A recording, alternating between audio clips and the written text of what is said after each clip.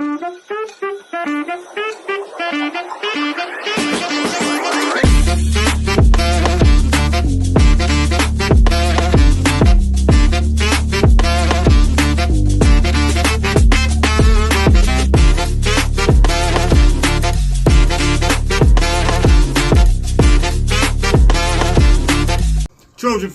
family, what's up, man? USCJ here. It's the top of the morning, baby. It's the top of the morning. Happy Thursday to everybody. I hope everybody's getting ready to get up, and get ready to make some things happen this morning, man. Hope you're having a blessed Thursday. Look, listen, I wanted to go into some things, man. I wanted to go into some numbers. I went and did USCJ once again is on the case, man. USCJ is on the case. I did a little bit of investigation as it relates to the offensive line, and I came to the conclusion that USC is quietly putting together the best offensive line class for the 2023 class. You heard it from me. USC is putting the best offensive line class for the 2023 class. And here's why. I wanted to go and look at some numbers. I said, look, man, USCJ, I wanted to see how we compare in contrast compared to every other class. Well, let me say this, compared to the top 5 classes in the 2023 class. Who's doing what? Who has what? Who's getting the best players?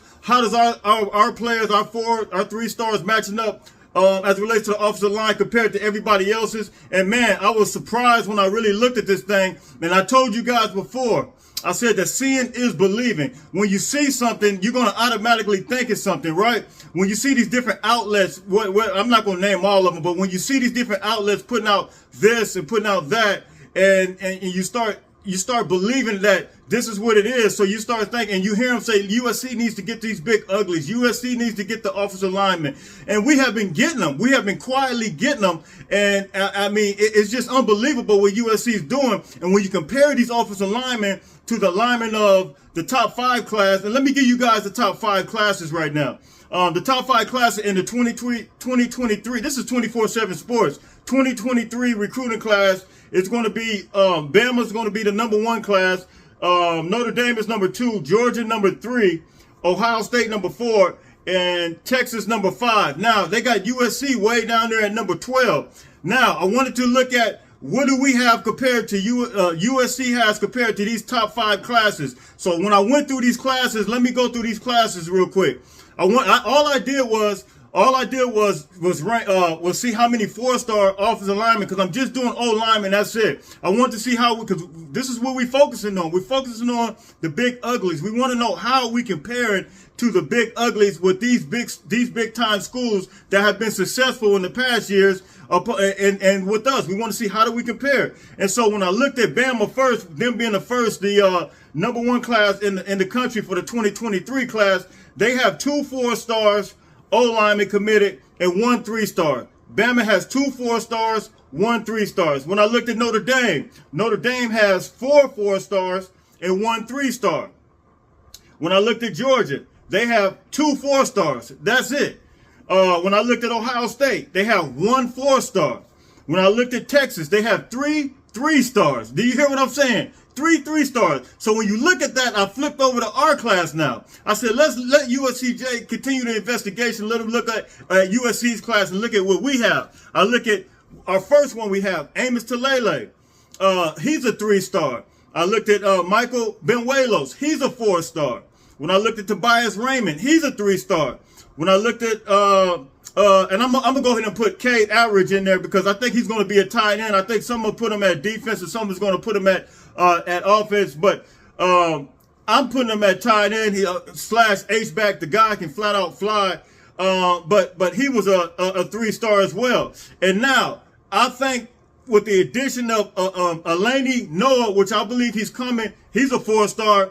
This is going to complete USC, not complete, but this is going to really put us up there with the best offensive line class. And I believe Eleni Noah is getting ready to come. And I want to read you some comments from him, some comments that I read. He had a conversation with Scott Schrader from USC. I want to read you some comments that he had because it looked like this thing is really a done deal right now. It looked like it's done. And when you look at USC's class stacked up, once we get Eleni Noah compared to these top classes, these top 5 classes right here, USC we're winning. We're winning the offensive line battle. We have been saying that we need the big uglies. We have been saying that we need these big guys. And listen, we have been quietly getting these guys. And a lady Noah, big 6'5", big time guy, 6'4", 320-pound 4-star. This is gonna. And can you imagine? Just imagine this: Amos Talele, 6'5", 330.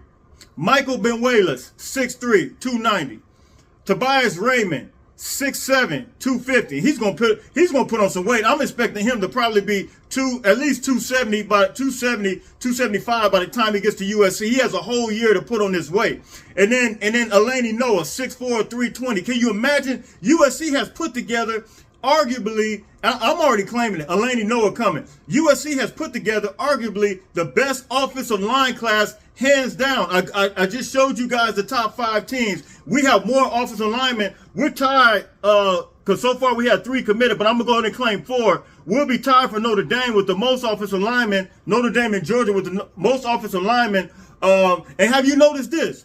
No class out of the top 5, has 1 5-star. You know, Francis, I think Lucas was a 4-star, but he ended up going to Florida State. We know that. But Francis was a 5-star. He went to Miami. But no one in the top 5, have you noticed this, has a 5-star O-lineman committed.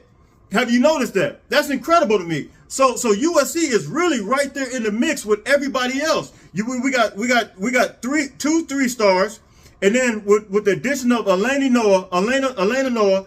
Once he comes in, that's going to be 2 4-stars. We're right in the mix. We're at the top, and I believe we're going to finish out with the best offensive line class in the country. You guys hit me in the comment section. You tell me what you think. Like, share, subscribe. USCJ32 on Instagram, USCJ32 on Twitter. Now, I'm getting ready to get out of here, but I want to read you these quotes from Eleni Noah. Scott Schrader had a conversation with him, and listen, we said the trip, the big visitation on June 16, 17, where all those guys came together, we can now conclude that this was a successful recruiting trip, because all those guys, you're going to now have 3 of those guys, Amos Talele, Michael Benuelas, and Eleni Noah, all these guys that were on that recruiting trip. We can now conclude that this was a successful recruiting trip once this guy, Eleni Noah, makes this commitment, because we got 3 of those guys that were all those offensive linemen that we were projecting, that we wanted to get, that we put in the work. So listen, Lincoln Riley's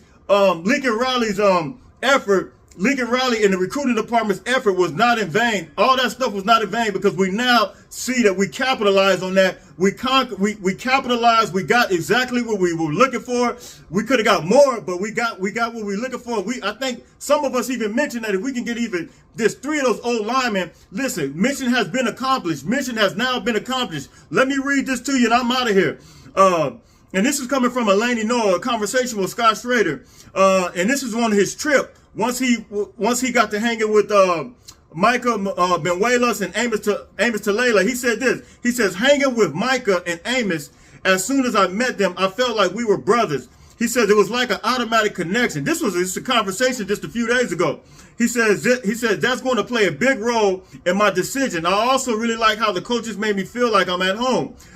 So listen, man, I think the bond has been created. I think Eleni